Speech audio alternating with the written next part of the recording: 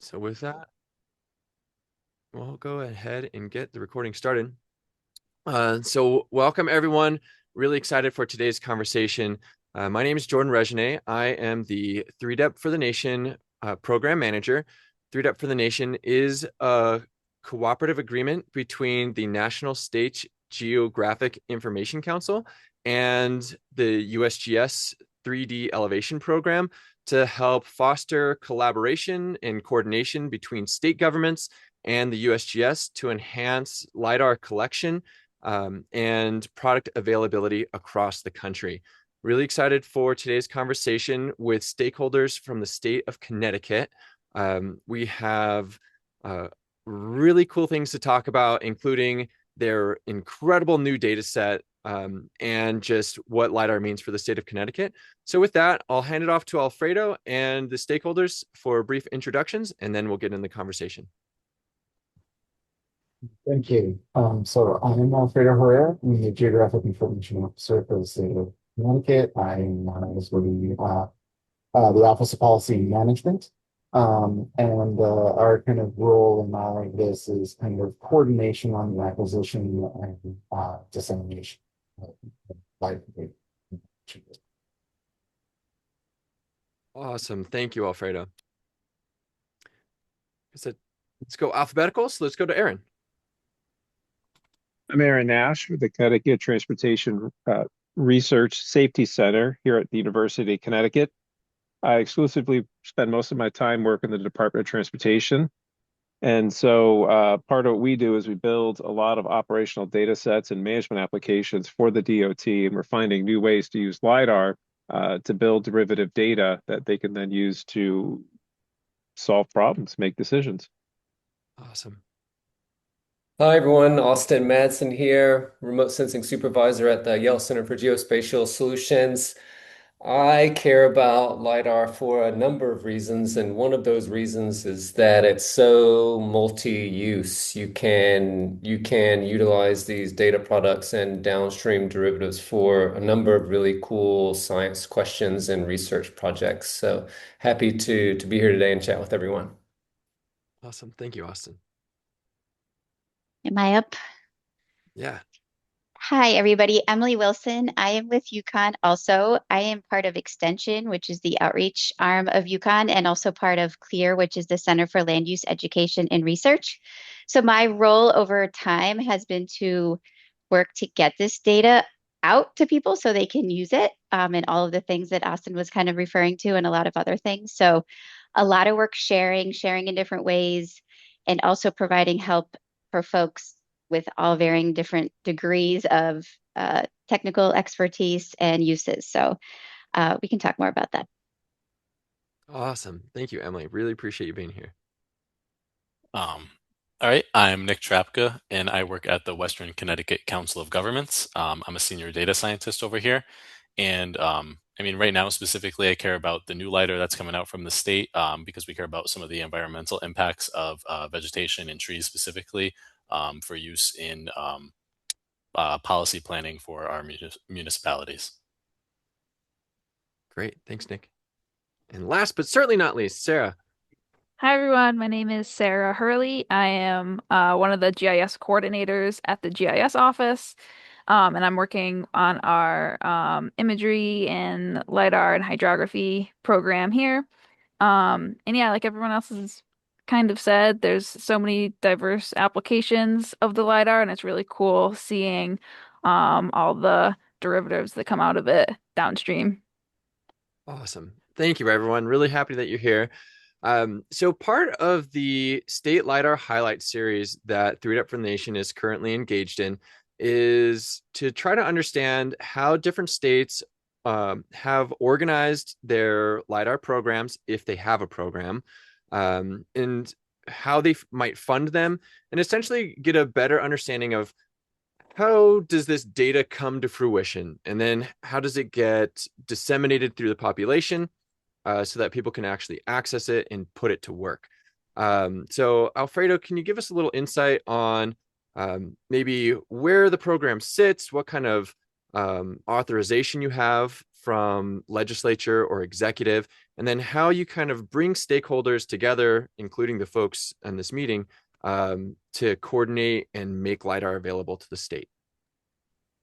Yeah, sure. So, uh, in terms of kind of statutory kind of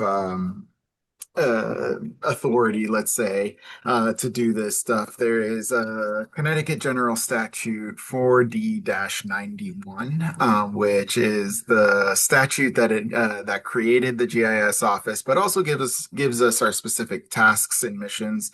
It's a set of three different statutes. One authorizes our agency to be in charge of maps and mapping policy. The other one created my job in the GIS office, and then the other one enables a GIS advisory council. The specific part on the LiDAR and imagery acquisition piece is within the one that created the office, and it tasks us with coordinating the acquisition and dissemination of imagery and LiDAR and elevation data, actually, is what it says. In terms of like the statutory authority, that's kind of like where that lies. That being said, Connecticut does have quite a long history with this kind of data. And, I can defer to Emily to kind of talk about a little bit about that. But where we are currently is upon our creation, we were given an allocation of ARPA funding and to do a number of things. One amongst which was to acquire imagery and elevation data. So we back in 2020, late 2022, we executed an RFP and selected Dewberry Engineers to do a two-flight contract, one being 2023, then a subsequent flight in 2026. And that has a number of mandatory deliverables, inclusive of like 3-inch 4-band imagery.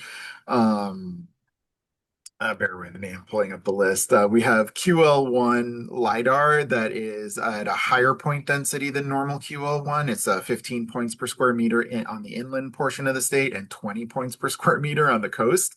We also asked them to produce a 2-foot DEM, 1-foot contours, building footprints extracted from the LiDAR, not the imagery, and then a 3D terrain model with a level of detail to buildings as well, also derived from the LiDAR. So all of these data sets have been produced for the 2023 iteration of the project and have been delivered, and most of them are nearly published. I think we just published another data set today. It was Impervious Carver that went live on the Geodata portal like as of an hour ago.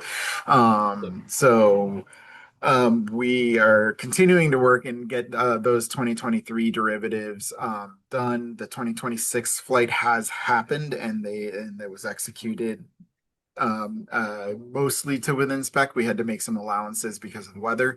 But we do still expect a very good product in the end. And we're kind of looking forward to seeing, like what we get and be able to do kind of some neat change detection stuff in the future. Nice. So it goes without, well, you already said it, so it's been said. Connecticut has an incredible arsenal of LiDAR data and LiDAR derived products. And I think the formal nature of your program and authority speaks to your capacity to make that happen, especially on a recurring basis, which is really cool. But something that you mentioned is that it didn't just start here. You came from somewhere. And that's one of the big things that we're trying to understand is what is this maturity arc that different states have experienced? Where are certain states along that maturity arc, and how can we start to understand how you get from point A to point B and have incredible data like the state of Connecticut has? So Emily, maybe you can give a little bit of context on how things got started.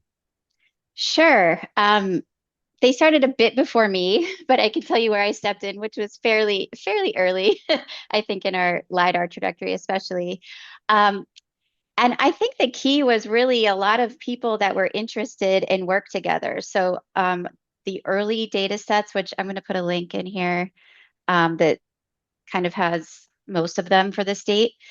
And I would say around 2014, 2015, we pulled these existing data sets together from all different collectors, like federal agencies, some local areas for flooding for different things, into our first statewide coverage. So I think it was about 8 data sets pulled together and some mosaic data set magic to make it look seamless. So that was just based on the needs of different groups across the state and people willing to put it together. The first, although there was a statewide in 2000, I'm not going to talk about that one, but 2016 was our first really statewide one.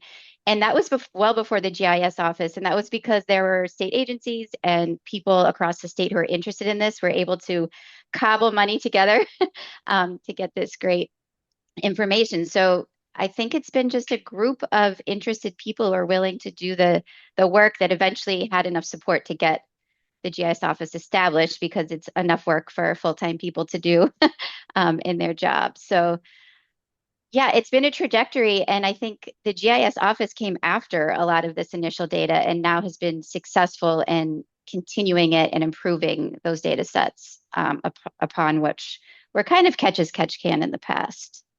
Awesome. This is a really familiar story that we're seeing play out around a lot of states. Is you have an interested group of champions that see a real value in the data, and then they just work and cobble things together to make something happen. Those collections in 2016, I wonder, was there a partnership with USGS 3DEP to match those funds? And how did that facilitate the ability to actually get that data collected? That's a good question, and I don't remember all the details. It was facilitated by our Capital Region Council of Governments, which is in Connecticut. We don't have county government. We have what we call COGS. They are one of the biggest one. They cover 38 of our 169 municipalities, and they organized and orchestrated the flight. I do not believe 3DEP money was involved, but USGS representatives were involved for sure. There were the New England LiDAR collect before that was definitely a 3DEP project, which had parts of Connecticut and some other ones. So I think we've had this line of trying to adhere to the requirements so it can be used within the national map and the other efforts, but haven't relied as much on the funds, partially because we didn't have people at the time to do the work to get the grants in and the money and all the paperwork for the different, we all work for someone else. So feel free to weigh in if I'm forgetting details, anybody else who remembers. Yeah, I think one of the things I would add to that is that while we didn't participate in the 3DEP program formally in terms of matching funds and things like that, I mean, part of the reason that we were able to do that at all is partially because of our size. We're kind of small, or about, round about 5,000 square miles. So like, can afford to do this with just state funds in most cases, especially if you kind of cobble together from a bunch of different places. But one of the things that I thought was really successful with the 2016 flight, which we tried to replicate with the 23 and 26 flights, is the fact that they were then submitted to USGS, to the 3DEP program after the fact as contributed data, and that is how we had been and are continuing to do that as well. Awesome, that's really cool. Yeah, so I just pulled up that 2016 data set, and it was successfully integrated as contributed data, which is a feat. Like, that doesn't happen for everybody who tries to contribute data. So that's really awesome. So it sounds like you're really careful to collect that data in accordance to USGS with that in mind. So yeah, I mean, for what it's worth, the 23 and 26 flights, that was part of the specification.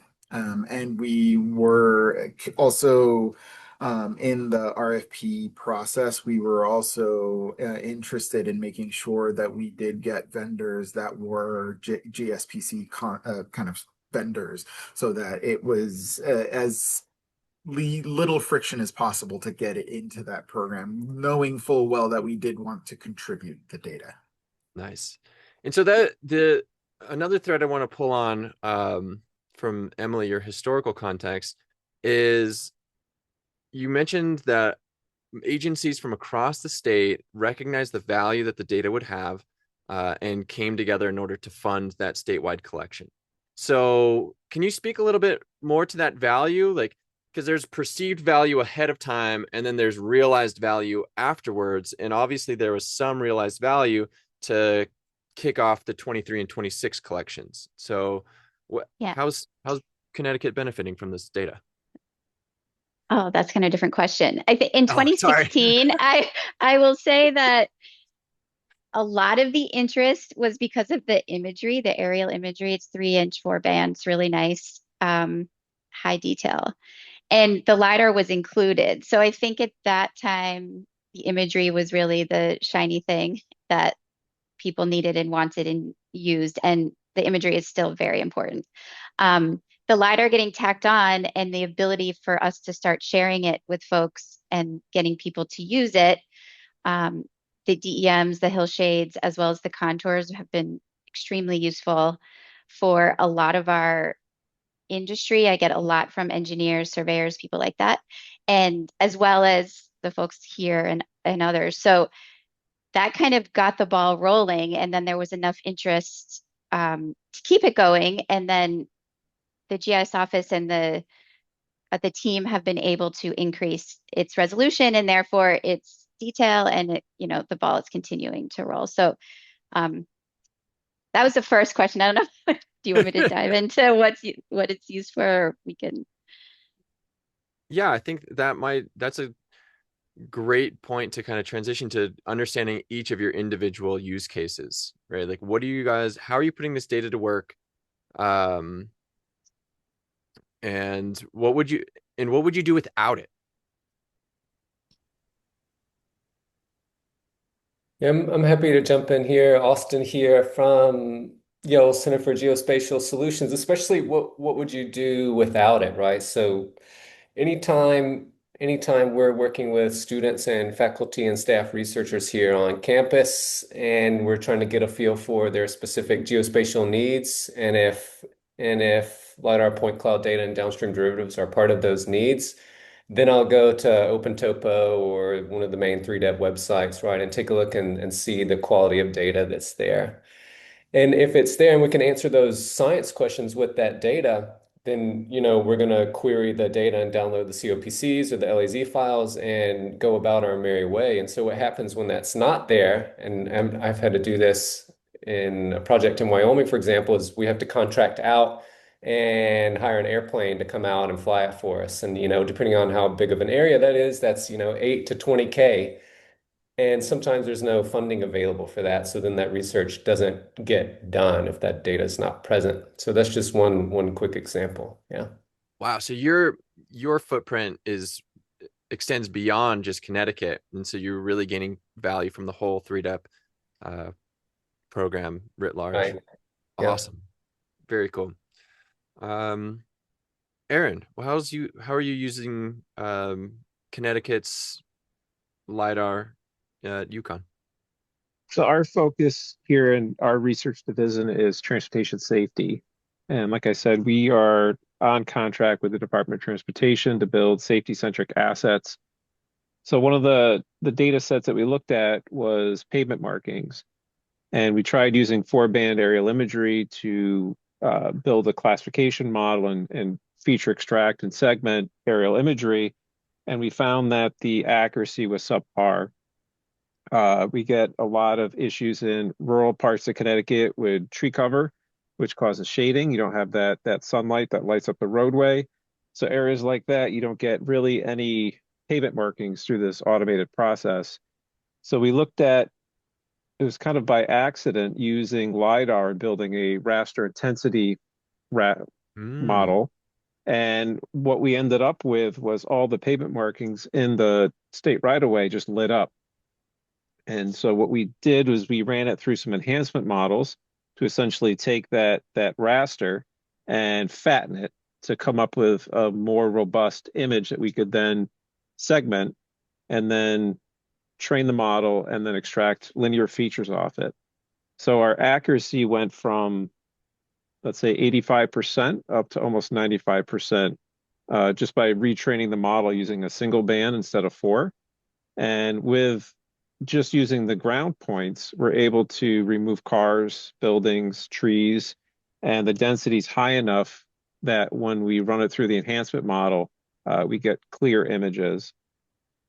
The other project that we worked on for the DOT is they asked for retaining walls. And Emily had published a nice elevation model. So they were looking at how could we extract retaining walls off it, but the resolution of it wasn't high enough. You look, I forget what the image service that's published is, but when we trained our model, we went down to a quarter of a foot. So part of what we did is rather than download every single LiDAR tile for the state of Connecticut, which is terabytes of data, Yeah. we have a Python script that takes intersecting polygons, finds the correct tile, downloads it, runs the model, and then moves the data into a larger feature class, and then deletes the raw LAS as well as any derivative raster files. So it keeps our hard drive clean, and we don't have to manage all the data. So we reworked that model to download and process high resolution elevation model, a slope model, and then essentially build a retaining wall model for the state of Connecticut. So it was pretty fun way to do it. The methodology is kind of interesting. We ended up getting a lot of like sound barriers and walls in there. So we took those polygons that we extracted.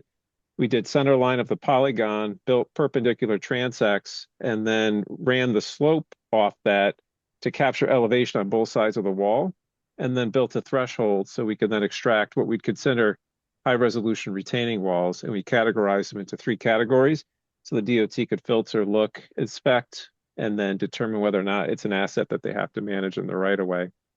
So something they were struggling to do, they'd have to physically go out and inspect every single roadway. We automated it, had it done, let's say, rework in the model. We had the data set delivered in about a week Wow. for the Now entire state. that's a huge operational difference, right? Because otherwise, like you said, they're putting people in cars and driving around the whole state, Yep. taking hours and hours and hours of drive time, fuel, like hotels, maybe even. Like that's a huge operational savings. And we just used the state right of way polygon to find the intersecting tiles, and then used our model to download each one of those tiles and process it. So again, we didn't have to go to Yukon Clear, sit down with Emily for 3 days straight and watch it download onto a hard drive, and then post process the entire state. So it was a easy way for us to do it remotely from our desk. You also probably got more accuracy too, right? Because the use case you described of where it's like a big wall, but some portion of it might be a retaining wall, but you wouldn't know that from the right of way side, right? You'd actually have to go into someone's backyard or something to see that Yep, elevation difference. That's exactly. cool. Wow. Right on. Um, let's see who Nick. I know you guys are considering 3-depth data. What's bringing your eye to the data, and what value do you expect to gain from it? Yeah, thank you. So here at WestCog, we are really interested in using the LiDAR data to produce a new tree canopy, analysis coverage, I guess, if you will, and to count the trees in our municipalities. At the COG, we work for the municipalities, our member municipalities, and so we did this analysis once in 2018, and we definitely want to update it now that we have really good state-of-the-art data. And so we've identified that there's a cost benefit to the municipality per each street tree that they have, or even, in their core forest and stuff like that. So we're excited to get into this, see if the canopy has expanded at all, see if there's any opportunities to, for planting more trees, like on the street trees and everything like that. So this would support grant applications for municipalities, as well as planning opportunities that they have to reduce heat, excessive heat mitigation, and urban forestry initiatives.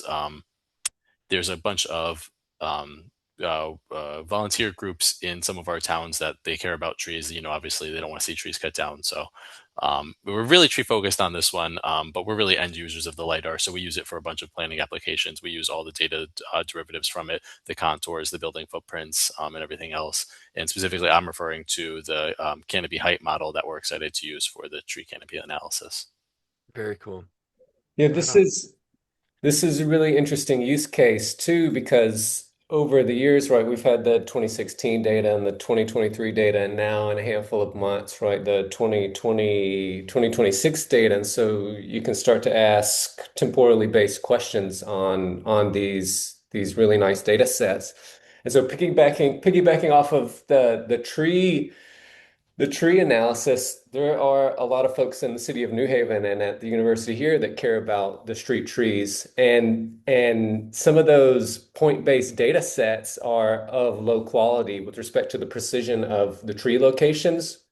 And so we're working on implementing this interesting poetry viewer based tool now using the 2016 and 2023 and soon the 2026 LiDAR data that's flown over the city through the 3DET program to move those tree points to where those actually trees are located, to kind of reconcile those databases to make sure that the tree points are where that tree is or was, so that you can ask those interesting questions that Nick is talking about at Westcog on tree health and things like that. So it's really cool. Awesome. I am so thankful for that transition. And I don't want to miss Emily, Sarah, Alfredo, your use cases and the value, but I think this is a really important topic to kind of draw a through line, right? Because especially when you're talking to policymakers, whether it's on the local, county, state, or federal level, it's, they don't live the data day to day. And so they can see the USGS approaching 100% of national baseline coverage. And they say, oh, we're done. What an incredible program. Good job. Like, pack up the planes. Let's go home. And now we have our data. But Austin, your point is so important, because as soon as that data is collected, it's obsolete, right? There's always change, and understanding what that change is, the rate of change, so that we can, direct our resources appropriately, have a current understanding of what's there, and then even eventually start to predict how things will change given certain inputs or outputs, is such a huge thing to touch on in conveying the value of LiDAR and the need to continually refresh our data sources. So I don't know, with that in mind, I think I'd love to go to Emily next to hear what you're working with, and then we'll go back to the state and get that larger overarching perspective. Sure. So I have a slightly different hat than Austin and Nick and Aaron, in that most of my work is to share it out to people. So in that capacity, I hear from people that are having problems. So I kind of have Aaron's one of them. That's why he's laughing.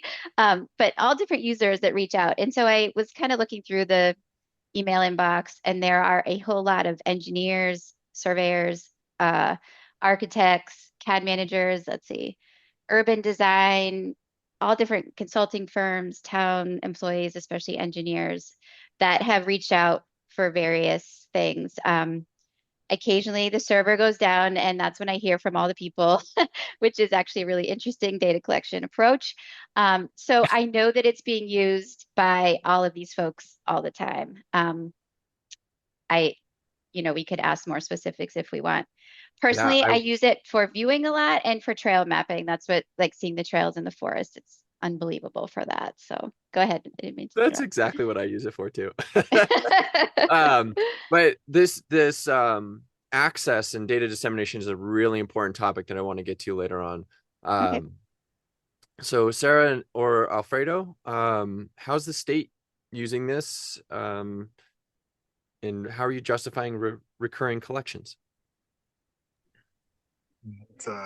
That second half's a bit loaded, but I think I think on the first one, I'll let Sarah talk about kind of a related project that we had. And basically, what I'll say is we were working on a derivative product as this kind of, as a kind of a separate legislation was passing through that then kind of made this derivative product a requirement of that other process. I think sometimes like the uses of this stuff are somewhat unintended or sometimes unexpected. Mhm. So I'll let I'm not gonna try. I'm trying very hard not to steal Sarah's thunder on this one, so I will let her go ahead and talk about that particular data set. Yeah, so the data set Alfredo's talking about is our steep slopes layer that we recently developed and published as a statewide layer. Um, and so recently there was legislation passed for this housing bill in Connecticut that focuses on expanding affordable housing in the state. Um, and one of the pieces of that is creating a developable land inventory. And then one of the pieces of the developable land inventory is excluding area of land that have like topographical challenges. And they specifically call out steep slopes. Um, so we had already been thinking about the steep slopes layer and talking to some other people if this would be useful, like should we do it? And we were gonna go ahead and start making it, and then this legislation came out specifically calling out steep slopes. So um, that part worked out pretty good, and now it's gonna be a layer that's gonna be used pretty widely in these plans. So we were able to use the DEM and create the slope raster from that, and then categorize into three steep slope categories. So we have moderate for 10 to 15, steep is 15 to 20, and then we have very steep is 20% plus. Um, so then we had that category, that categorized. And then we want to take it a step further so that it's really extra easy to use and query by like the towns and cogs. So we translated it from a raster to a vector file, which was like the biggest part of the computational process. Um, and then each of the steep slope areas is assigned which municipality and cog that it's in so that the users can just grab their town, just grab their cog, and apply that right to their maps in their planning process. Very cool. Very cool. And so that actually I think is a really nice segue into data accessibility, right? And we often think about, oh, we collected the data and now it's available. But there's a ton of work that goes into buying up derivatives, hosting that data, making it available in services and for download, maybe even cloud optimizing it, right? And so maybe Alfredo, you can kind of dive into a little bit of the work that the state is doing in order to facilitate data access and management. And then Emily, I'd love to hear a little bit more about your work in understanding how it's being used and making it accessible. Yeah, no, that's good. So I think very early on, and as we were in the planning stages, I think we hadn't even really issued the RFP yet. Emily and I had a conversation about like, how do we want to serve this up? How are, 'cause CT Eco and then her platform predates the GIS office by a very long time. So we were thinking, it's like, okay, how are we going to divide up how we're going to serve this data? How are we going to make all of these things available as we were kind of coming up with the specs of the various derivative products that we were asking for and thinking of like all of the other derivative products that would get incidentally or intentionally made downstream.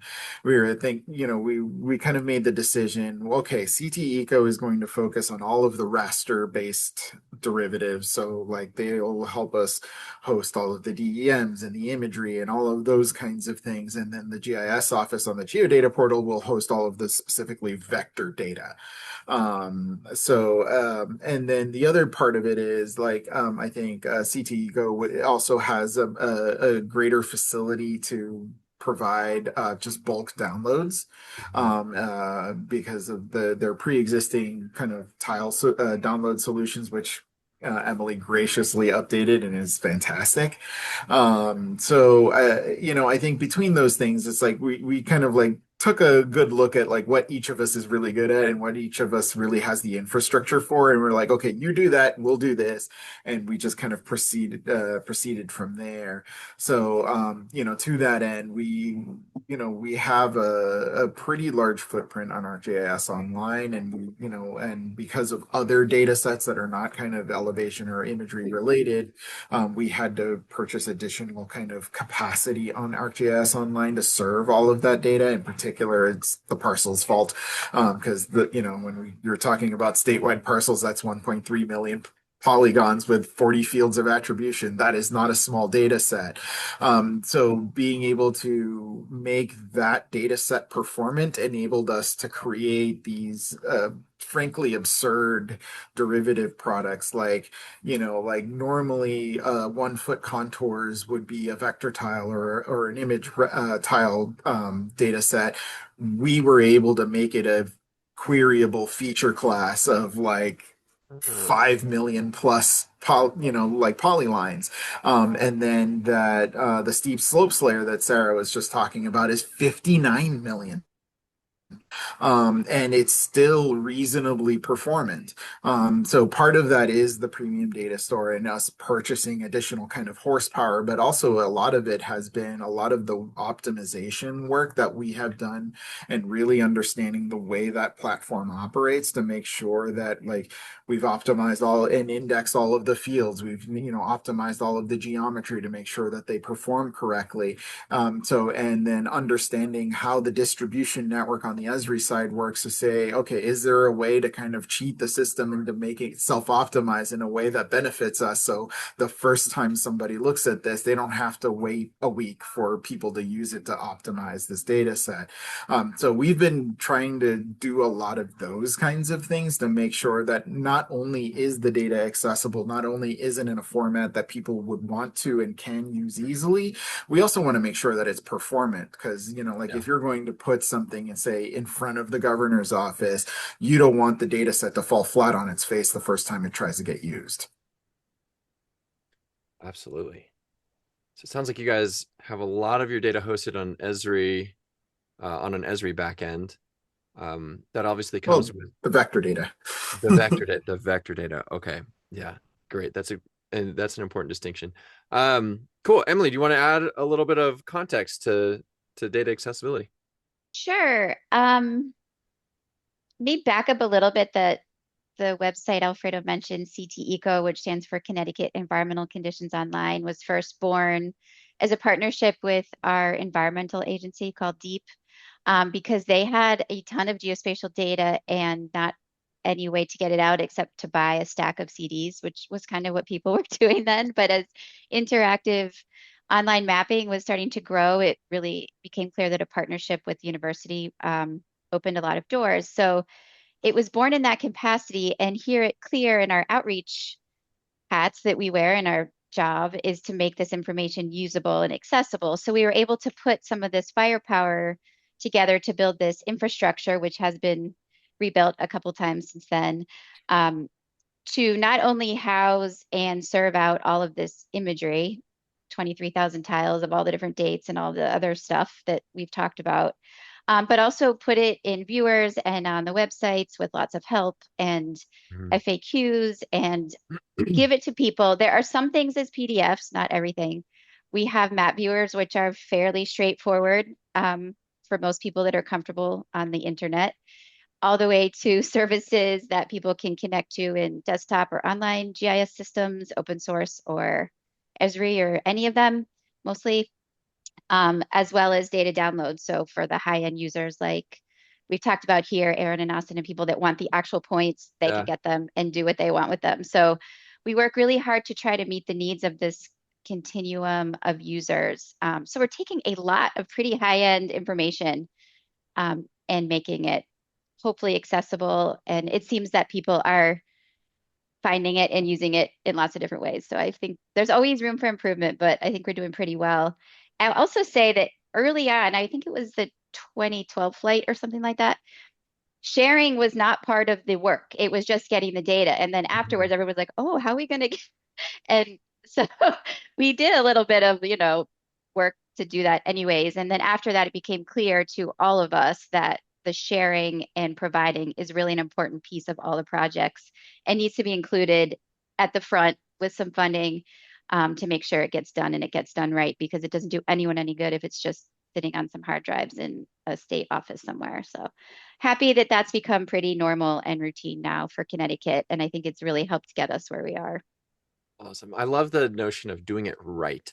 And I'd like to pull on that thread a little bit. So, how do you go about understanding how your constituents and stakeholders are using this data and how they're accessing it in order to make sure that you're doing it right?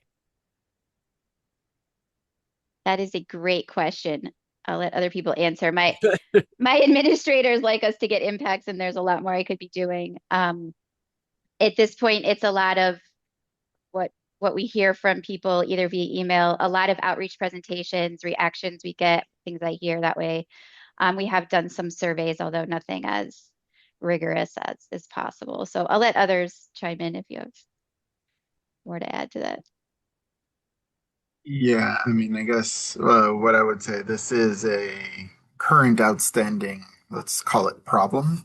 And, a lot of our evidence is at the moment anecdotal.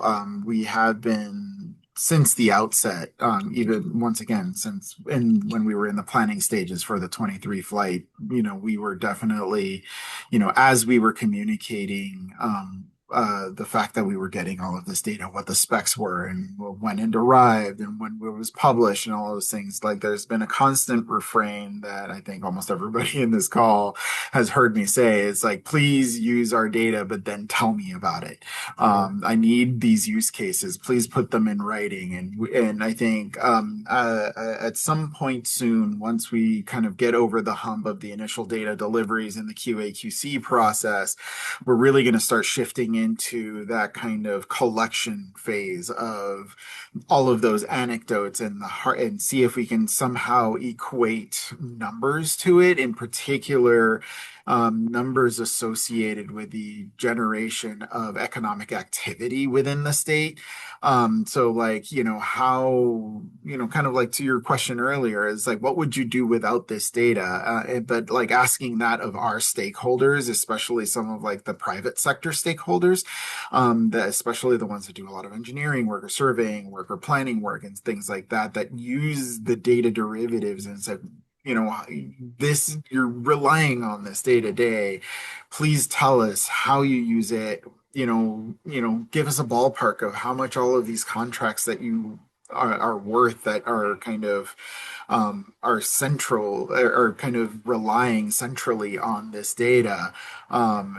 So those are questions that we're going to be asking of our community relatively soon, and I think that is definitely going to be part of the process of figuring out how to fund what comes next. Because, as I kind of said before, this was all, the 23 and 26 flight were facilitated by an ARPA allocation. And that is essentially a one-time windfall that, like, yes, great, we got amazing data from it, but how do we leverage this windfall into a fully fledged and realized program? And, and that's going to take a lot of kind of, for lack of a better word, glad handing with legislators and policymakers and folks like that. Because, at some point I'm going to have to go hat in hand to the legislature and be like, $3 million, please. But we need to be able to back up that request with the proof of why it's worth it. Yeah, absolutely. I mean, it sounds like you guys do an incredible job of making the data accessible. And it's interesting to hear, even in this room, how different folks access it, right? Like Aaron's downloading and doing a ton of intensive processing on their own infrastructure. Austin looks for data and open topography first, which is an interesting default. I always default to national map, but open topography is fantastic. We pull all the COPC files now from the S3 server that Ooh. that they help set up, and so it saves TBs of data, and so you can, script it properly and just pull in what you need. It's fantastic the way they have everything set up from the raw point cloud data to the downstream products that can be tiled now with modern geospatial data formats is fantastic. Yeah. So cloud optimization, you are benefiting from cloud optimization big time. Totally. Cool. And so how is the state considering cloud optimization as delivery, or is that kind of something you're letting other folks uh like open topography? We are still investigating it. I think ultimately it will likely look like some sort of partnership Yeah. and a vehicle for syndication of this data. I don't know how much of it we would or should do ourselves. Hmm. So I think those are open questions that we're still investigating at the moment. Cool. Yeah, I've got a recorded a webinar last week with Indiana and their cloud optimization process that hopefully I'll be able to publish sometime in the next couple of weeks and add a little bit of info on that decision-making process. But I'd love to dive into a little bit more around use cases, right? You mentioned that you'll be out now that you have a lot of data in-house, you'll be shifting a little bit of gears towards really understanding how it's getting put to work. Emily, you mentioned industry really using it, right? From surveyors and engineers to a whole host of things. I'm wondering though, like those are things that I think are consistent across the country. But we've also heard like the tree analysis that Nick mentioned, a bunch of different uses here. But I would love to learn a little bit about like what are some of the unique characteristics of Connecticut that are driving some of the demand, right? Like out in the West, you've got mountains and fire and like all these ravines. Where is that water actually flowing? But I have to admit, I don't know a whole lot about Connecticut. So what are the unique things about Connecticut that this LiDAR is specifically really good at solving or helping you guys solve? I can start with a couple of two things that I think make Connecticut unique with this. One is the landowner situation and what we call parcelization. There are not big pieces of land owned by a single person like there are in other parts of the country. So um, Aaron was talking about public access being a problem and other things. So getting a synoptic overhead view with detail can save a whole lot of time before going out in the field. And the other thing is the history here that there's so much early settling and before that history layered upon each other that we can see a lot of archaeological kind of things in LiDAR that we can't see any other way. And that is another user group I hear from a lot are the kind of hobby historians Yeah. looking for things. So those are my two things off the top of my head. Yeah, I think from our perspective, one of the things that's driving a lot of current future funding is floods and flood mapping, water kind of understanding, which is why we are participating in the 3DHP program as well. And so to that end, literally last Friday, we got our bond allocation to kind of get, which is kind of like the final stamp of approval before we actually start kind of getting all of that going. But a lot of that, like a lot of the kind of desire for leveraging this data is coming from water and kind of both on the environmental side, but also on the the flood mitigation and resilience side. We are being asked to find every bridge and culvert in the state for another statute that just passed this last year. So, and part of that is, leveraging the 3HP program to find those flow interruptions in places that we don't already have marked. So leveraging the LiDAR to do like the EDH downstream derivative is a big deal, and that's driving a lot of, well, frankly, economic activity. I mean, like the bond commission just gave us $1 million to go do this stuff with. that's definitely driving the conversation to a certain degree in that space.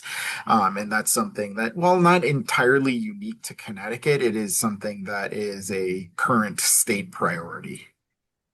Yeah, it makes a lot of sense with a huge river and like being right on the ocean. Like it's particularly, I can see how it's a particular priority. Um, any, anyone else have any like uniquely Connecticut? Like this is why it's really important for Connecticut specifically. Maybe somebody could add to this, but I remember a number of years ago, Connecticut Deep changed their MS4 stormwater mapping permit, and that kind of drove the earlier LiDAR data collection because nobody had clearly delineated a lot of data for the MS4. Like the MS4 permit required to know how much impervious surface was within the community that maintained that permit and where that impervious surface flowed. So the only way to go out is to survey, to actually, shoot some contours and figure it out. Like if I have a driveway, does that driveway flow into a catch basin or does it sheet flow onto my lawn? That's a disconnected or a connected impervious surface. So the earlier projects were funded and centered around MS4 mapping to give communities resources to actually go through and generate this data. I worked on it a little bit when I was with a municipal government, but maybe somebody else has more in tune with the program and could elaborate on the actual process. But that was a huge benefit to the program itself, especially the way the MS4 permit called out specific geographic information systems mapping, like they wanted GIS data actually submitted with the permit itself or the application. Um, I can add here at Westcog, yeah, we were heavily involved in the MS4 permit, getting our towns compliant with it at least. And I would say, thanks to Aaron's point, part of the easy part was the direct figuring out the directly connected impervious area and where that does flow, thanks to the contours and all of that. Without that, it would have been a bigger lift for all of our towns and such. And so, because of that was taken care of early, us at the COG and some of the municipalities were able to go and collect the GIS data for the catch basins and the outfalls and all of that, and add it to the data that we already had for the contour lines and everything like that.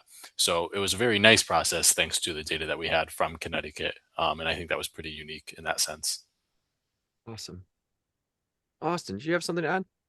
Yeah, it's admittedly not centric to Connecticut, but regional, and some of the research that happens here at the university and the state and federal level looks at diseases that impact local tree species, and one of those is beech leaf disease, which of course impacts beech trees all along the eastern seaboard, mostly from kind of Ohio up to through the mid-Atlantic and into New England.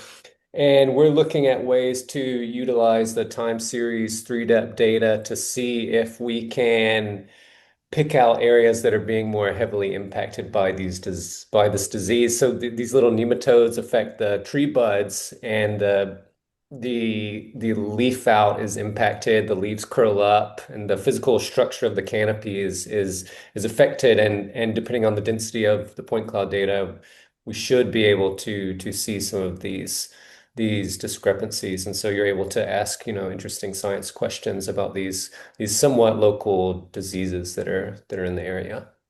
What a fascinating use case. And that goes Yeah, back to someone said something, it might have been Emily that, and it might have been Alfredo, that there are these uses out there that we don't even know about. They're just so interesting and fascinating and they can make a real impact, right? Like beech, it's a native North American tree and it's huge for environmental reasons.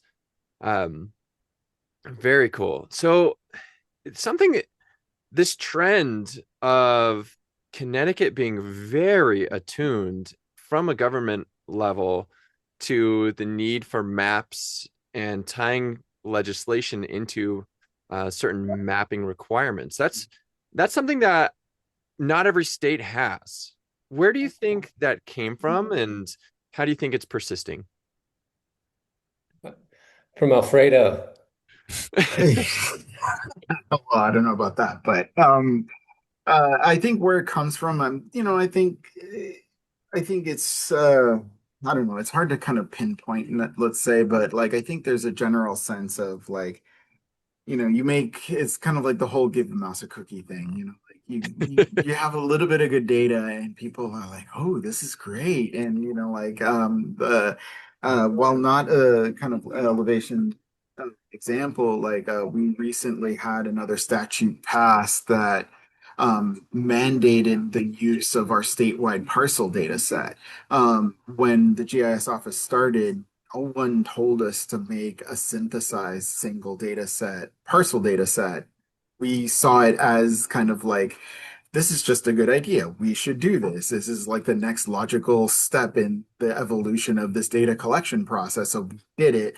And, 3 years later, now it's a like some other state agency is now mandated to use this data set that was created because we thought it was a good idea. And I think here in Connecticut in particular, a lot of that happens in this way. It's like, oh, like this data is now available. We can make an easier, more informed decision because we have the information. We no longer have to guess. So then the kind of natural reaction is like, okay, let's have more of this, or let's rely on this in a way that we hadn't before. Um, any one of my counterparts here can kind of correct me if I'm wrong, but that's kind of like my observation of how it has gone.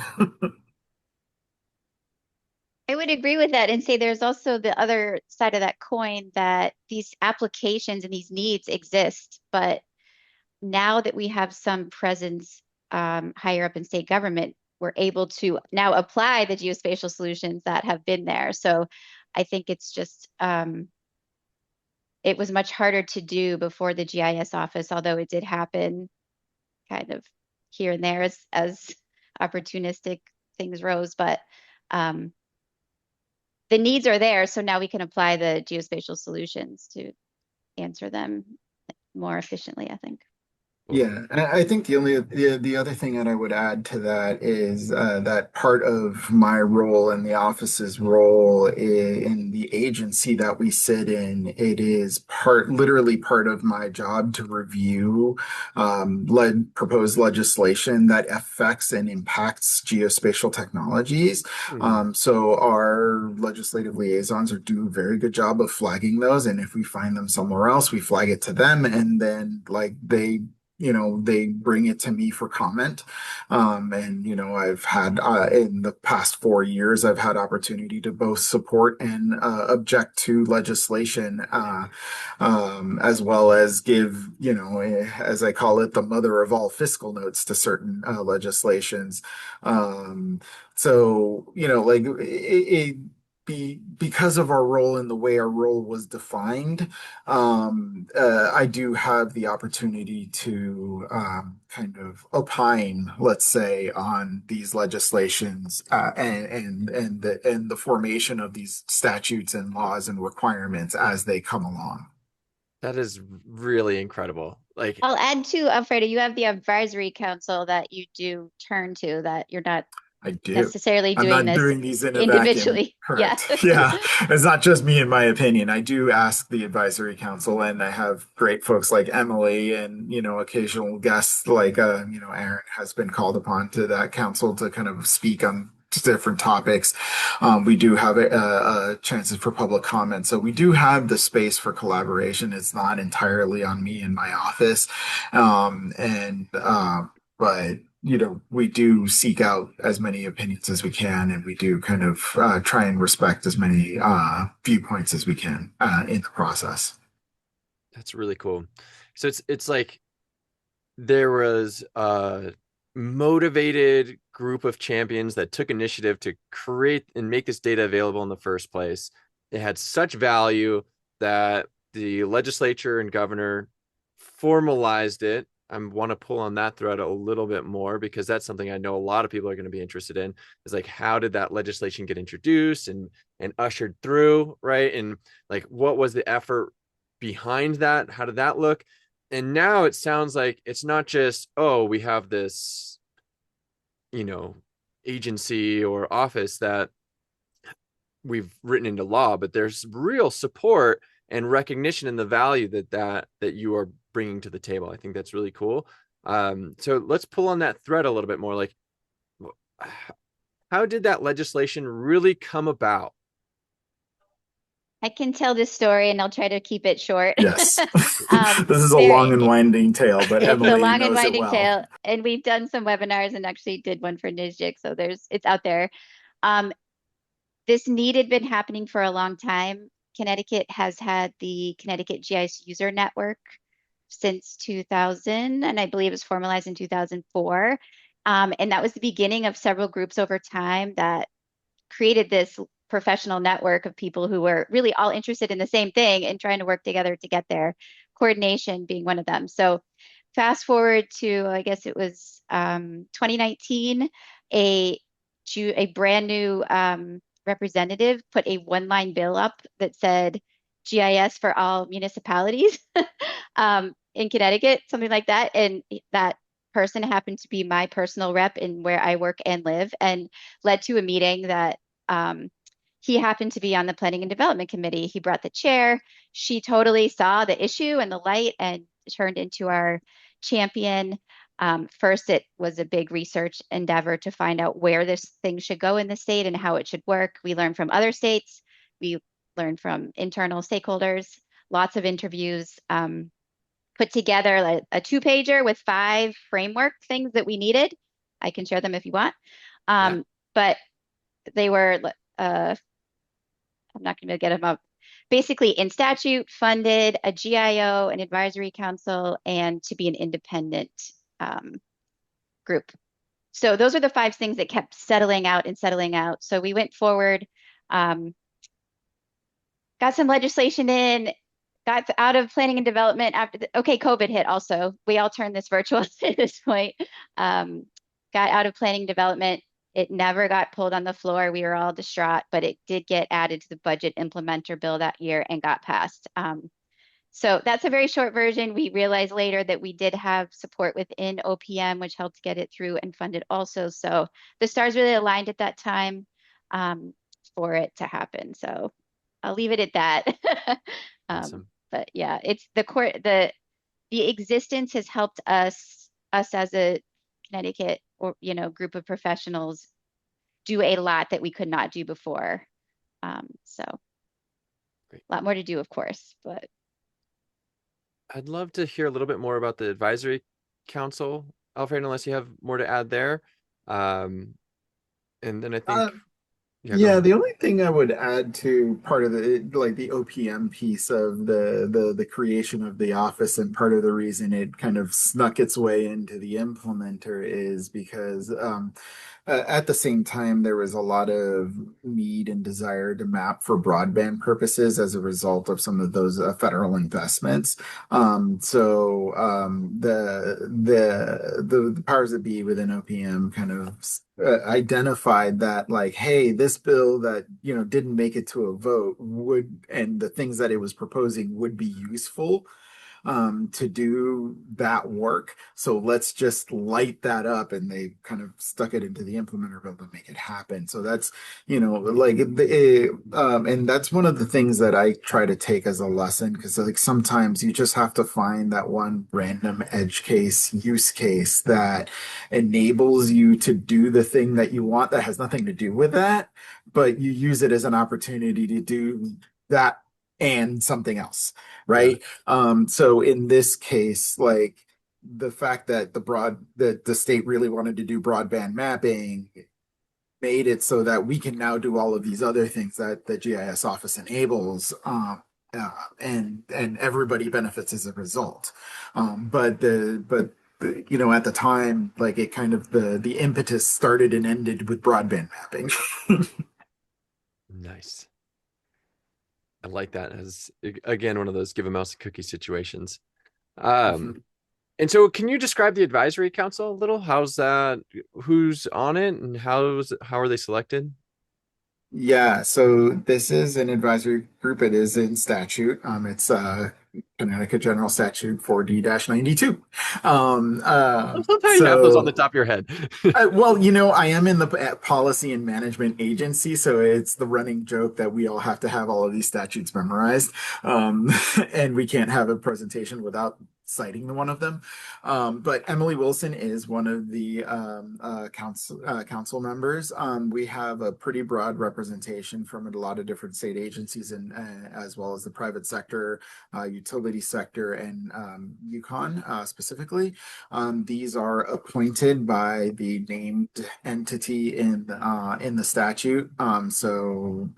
Department of Energy and Environmental Protection has public safety has a representative, DOT has a representative, as does Yukon, and the General Assembly has two slots. Only one of those is filled, and then the Public Utilities Regulatory Agency has a slot that they have a person on. So it's about 11 members, and we meet roughly quarterly and just discuss all of the relevant topics. At the time, we generally give an update of what the GIS is up to, and we try to encourage kind of conversation and try and, as part of the updates, we kind of always try to have a question for the council on these various topics to ask them to advise us. And occasionally we ask the council members to kind of give presentations on various topics, and there are working groups within that.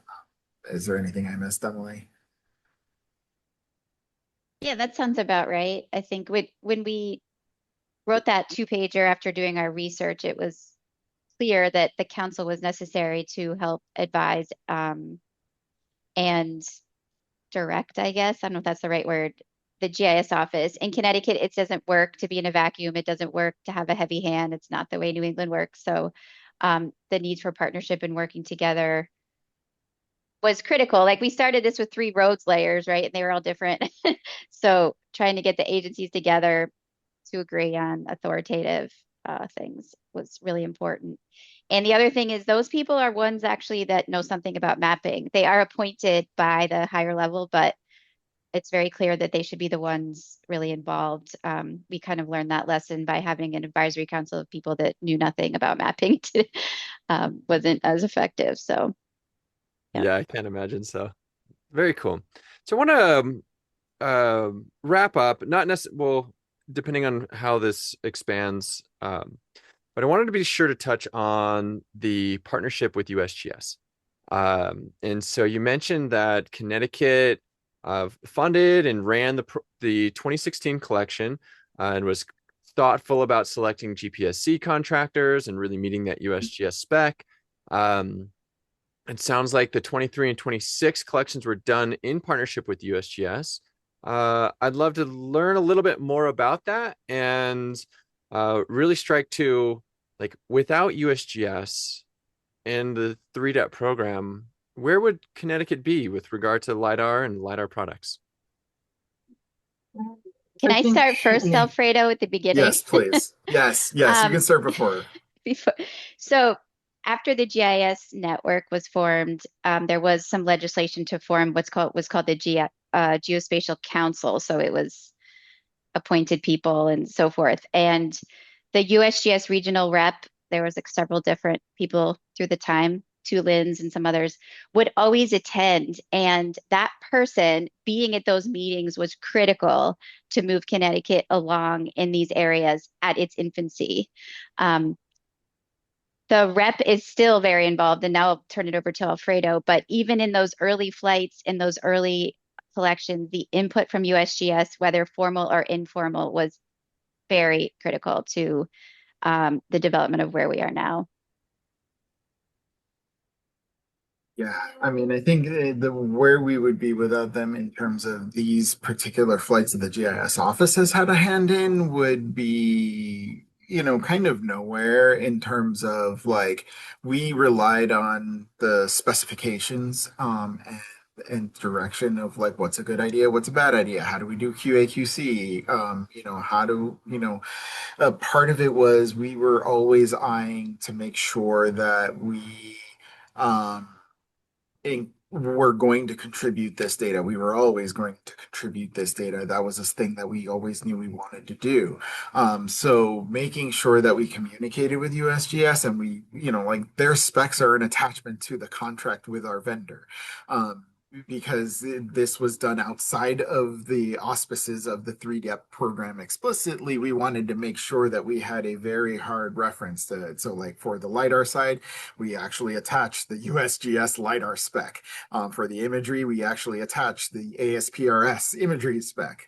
We were very kind of intentional in that regard. And then, as we kind of move forward into like the 3HP side of things, like that enabled us to do a whole lot more because we were so intentional about having USGS as whether an active or passive or thought partner or even just like an imaginary friend that we remembered every time that we talked about this. We wanted to make sure that this was like that we didn't do things too far afield of what those requirements would be because we knew it would have to somehow integrate with it downstream. Cool. And so can you dig into a little bit more about, I know 2016 was its contributed data. How about 23 and 26? Are you, Those are both contributed data. wow, very cool. Okay. However, because we are participating in the 3DHP process, we were able to kind of get expedited status for the 23 data set, and then we are going to allow the 26 data set to just go through at its normal pace. But the 23 data was expedited because we are wanting to leverage it for the 3DHP program. Very cool. And so in order to expedite that data, USGS had to have some level of confidence in your QA/QC and the worthiness of it to move it through validation. Did you have any sort of contractual mechanisms that enabled that, or was it really just building trust over time? It was a bit of both. I would say because we said, in the contract, you have to adhere to USGS specifications for this data. And the vendor is a GPSC contractor. They did it to that spec. And so once we kind of had the conversations with both, the higher up people at 3DEP and then also our more local representative, and they understood what we were trying to do and how we did it in terms of like specking out this program. They were like, oh, okay, this should not be too bad of a problem to kind of get this in. These are people that we talk to all day, every day about projects on other places. We can kind of, we feel comfortable expediting this data submission. Very cool. So just to recap, Connecticut's program is kind of self-contained within the state. It's funded by the state or other federal partners. No federal partners. Correct. Just ARPA funding allocated to the state. Okay. That's what I was. So I was conflating that. Yes. Okay. So a little bit of federal funding, but not a federal partner. So you manage the collection, you manage the vendor, you do all of the QA/QC, you host in-house through your vendor relationships, and then you contribute to 3DEP out of the graciousness of your heart in order to improve this national program. It's really cool. I mean, that's why we're here. Awesome. It is literally our job. I really appreciate you guys. I want to give you the opportunity to add anything that you think we might have missed or that's important in the story of Connecticut's LiDAR program and how this data is being made available to your citizens to not. And this is something that I did forget to touch on is like we think about like the agency use cases and the industry use cases, but like man, even me personally, I'm working on developing some property, and it's like having this data at your fingertips as an individual citizen to be able to see where are these trails in the forest, how is my land shaped, and how can I put together a plan. It's just incredible to be able to. It's like really empowering. Anyway, with that said, anyone have anything else to add before we wrap up? No, nothing from my end. All right. Um, Awesome.